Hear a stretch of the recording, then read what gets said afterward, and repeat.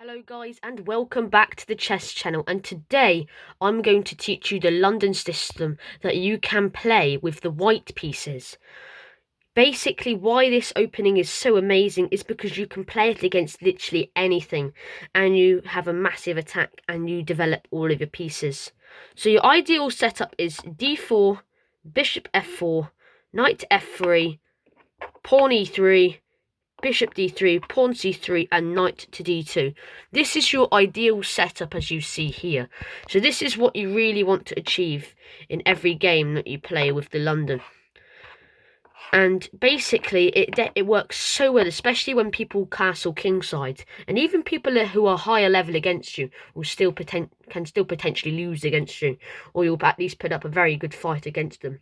So if we play a game, it will be, let's say, d4, d5, and bishop to f4. They might play a move like knight to f6.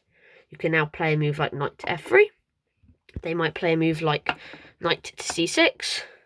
And you can play pawn to e3. Now let's say they might play bishop to c5. Putting some pressure along the diagonal. Now you bring your bishop out and challenge the bishop. Now, they might slide back, waiting for you to trade, but you don't trade. If they trade, good for you, because now the threat's neutralized. They might attack your queen, but that's no problem because now you can just go queen to d2 or something like that. Or you could just slide the queen out and play queen to e3, queen to e2, and the knight can't really do anything. So they might instead play a move like pawn to e6. You can now play knight to d2. They might play a move like bishop e7. And now you can play pawn to c3. And now your system's complete. Now, if they play short castles in this position, that's really what you're looking for. Because now you can play knight to e5, challenging the knight in the centre. So if they take, that's good for you. Because now you can take with the pawn. And now you attack the knight. And now you force the knight to move. Let's say it goes to d7. Now you've got a massive threat with the queen and bishop lasering towards that king side castle. And now in this position you can play many moves like knight to f3, getting the knight into the game. You can play a move like pawn to h4 and get an attack going. You could even go crazy, go full-on king side attack. You could castle queen side to get your rooks into the game. And then you can push these pawns later in the future and start a massive attack on that king side.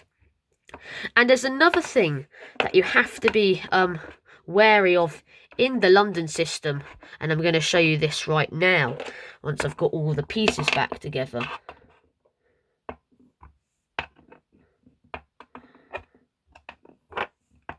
So you play pawn to d4, and they play pawn to d5, and you play bishop to f5, bishop to f4, and they play, let's say, knight to f6. You play your standard moves like pawn e3, and then you go pawn d6, and you go knight to f3. And if they ever play bishop to d6, the best move is to drop your bishop back. Because now, if they take your bishop, you now can take with the h-pawn, and now you've opened up your rook. So especially if they castle, let's say they castle now, look at that threat that you've got with the rook. You could get your bishop in there. You could put the pawn on c3 and bring your queen out. Put a massive threat on that h7 pawn. And you're really going to have a good time.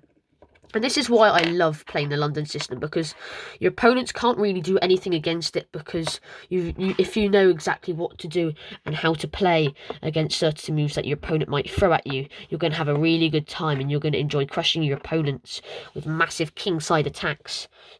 But however, in this London system video that I've made, I'm going to switch to the black pieces and just show you how you might want to play against it, and something that I play against any London system.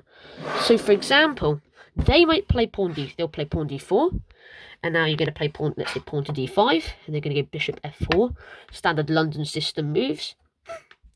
I'm now going to play knight to, let's see, you can play, it doesn't really matter. You might even go pawn to b6. They're going to probably go standard developing moves. You're going to fianchetto your bishop on b7, like this. They're going to play pawn to e3, and you're going to go, let's say, knight to c6. and they're going to do standard developing moves, bishop to d3. I'm now going to go queen to d7. Now letting your queen get vision, since your bishop's being catoed here. They're going to go standard move c3, and now you can long castle. Now, as you can see here, there isn't really much threat, especially you might be concerned about bishop to f5. However, you can just block it with pawn to e6, so that's not a threat there. And as you can also see here, your king is very safe. These bishops are more aiming towards the king side, so your opponents are going to have a harder time of attacking. So, of course, they might try and go queen to a4, trying to put some pressure on your queen side. However, remember your knight's protecting the pawn. You could even just slide your king over to b8 to stop any pins or anything like that.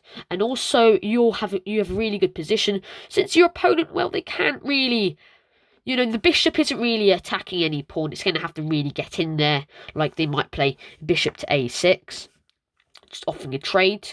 And in this position, you could even just drop your queen back. And if they trade, good for you. You just take back, and the position's completely fine. The bishop is not really attacking anything.